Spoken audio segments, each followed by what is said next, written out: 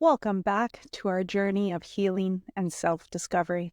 Today, I'm opening up about a very personal chapter in my life, one that has led me to where I am today. Before we begin, I want to inform my listeners that this episode contains discussions about miscarriage. If this topic is sensitive or triggering for you, please take care of yourself and consider whether you want to continue listening. I'm going to take you back to the year I got married in 2011, October 15th. We celebrated a traditional Catholic church wedding at my church, followed by your traditional big fat Italian Greek hall reception, which I was ready and waiting by the door to leave by 11 p.m. The wedding planning was a lot. The stress of trying to please everyone was a lot. And quite frankly, I just wanted to be on my honeymoon and relax. We had agreed on a 2-week holiday, 1 week in Disney and the other in Aruba. It was a perfect blend for us. After returning and settling into married life, we were driving home from an event, and in a casual conversation, we decided to try and start a family. In 2013, the joy of discovering I was pregnant was overshadowed by a persistent fear. Despite the excitement, I couldn't shake the feeling that something wasn't right. I just tried to push out any negative thoughts when they would come into my mind. Ironically enough, I had already had an OB appointment scheduled because we had been trying to get pregnant for over a year. I tried to convince myself that everything was aligning as it should. My appointment with the OB went well, and she had sent me for an ultrasound to get an accurate date for how far along I was. The next day I started spotting. That dreaded moment happened. My heart sunk into my stomach. Did I make this happen? Did my constant fear manifest this? I immediately confided in a colleague at work who told me to go home and rest and everything was going to be okay. I did just that. The next morning, I woke up and I was still spotting. My husband thought it was best to go to the hospital just to make sure everything was okay. It was a cold day in February. I remember climbing into the truck praying for a miracle. The ride to the hospital felt like forever. Once we arrived in the ER waiting area, I remember looking around and seeing so many people. It's the worst feeling wanting to get answers as soon as possible and having to wait in a crammed waiting room. The triage nurse took down my information and then I went to use the restroom. To my horror, the spotting turned into a lot of blood. Tears streaming down my face, I remember just walking back to the nurse to update her on my condition in hopes that they would see me sooner. They sent me off for an ultrasound where they were able to hear the heartbeat, so I got a glimmer of hope, and we were so relieved. They sent me for some blood work afterwards, and then I went home with guidelines to just rest and that they would call us if I needed to return. The light cramping that was intermittent started to become more increasingly frequent and painful. These symptoms just didn't seem to sit well with me.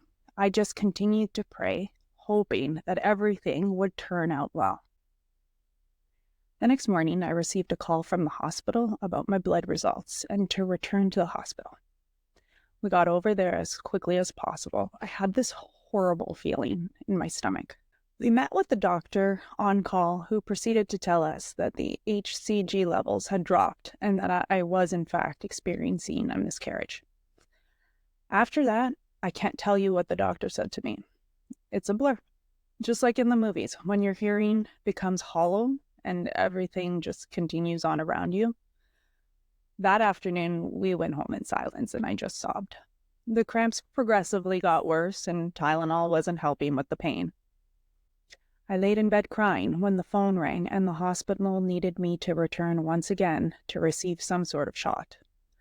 I didn't want to go, but my spouse said that the nurse said timing was urgent, so we had to go back. I was told I was Rh negative and needed to be given the shot so that future pregnancies wouldn't be at risk. The needle was massive, and they had to administer it in my butt cheek, which was surprisingly painful considering the injection spot. After that, I went home and tried to sleep through the pain, but I wasn't very successful. I just remember thinking to myself, I was only pregnant for such a short amount of time. Why did this get taken away from me? The next day, I woke up and I started cleaning. Probably something that I shouldn't have done. I remember this needle just being massive and them having to administer it in my butt cheek. Considering the injection zone, I am surprised at how painful it was. So after I went home and tried to sleep through the pain, I wasn't very successful. I just remembered thinking to myself, I was only pregnant for such a short amount of time. Why did this get taken away from me? The next day I woke up and started cleaning, probably something I shouldn't have done. I had a really hard time taking care of myself. I didn't realize it at the time, but the trauma I experienced growing up had affected me in a way that wouldn't allow myself to just sit still. It was a coping mechanism to avoid having to think about the things that were clearly affecting me. I remember my friend calling me and trying to get me to stop cleaning and just rest. And I remember dropping to the floor and crying. The devastation was profound. But it was through this heartbreak that I learned I was Rh negative. Being Rh negative means lacking a certain protein on the surface of red blood cells, a trait found in about 15% of pregnancies. If an Rh negative mother carries an Rh positive child, it can lead to Rh incompatibility. Without proper care, the mother's body may produce antibodies against the fetus's blood cells, leading to complications. Fortunately, medical advancements have made it possible to prevent these issues. Rh immune shots are administered during pregnancy to prevent the mother's body from rejecting the fetus. It's a testament to the power of modern medicine and the importance of prenatal care. In my quest for healing, I was always researching and getting input from practitioners on all sorts of therapies.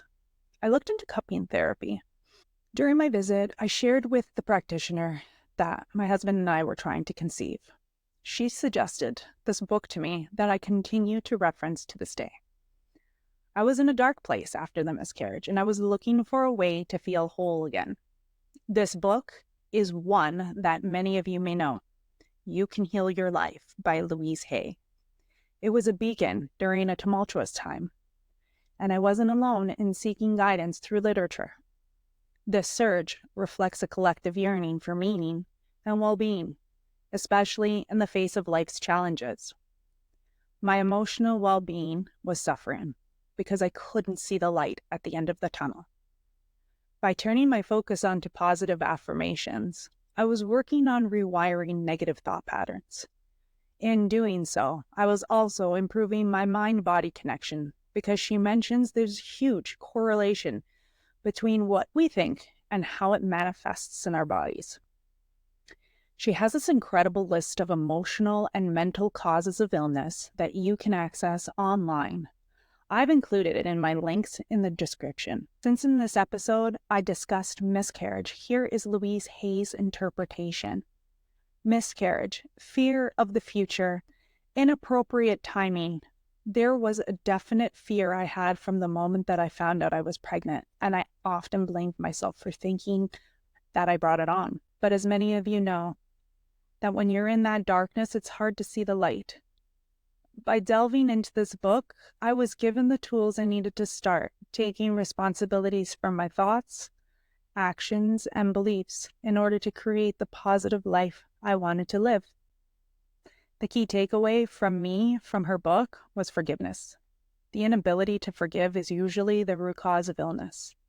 I recognized that holding on to resentment and not letting go was doing more harm than good.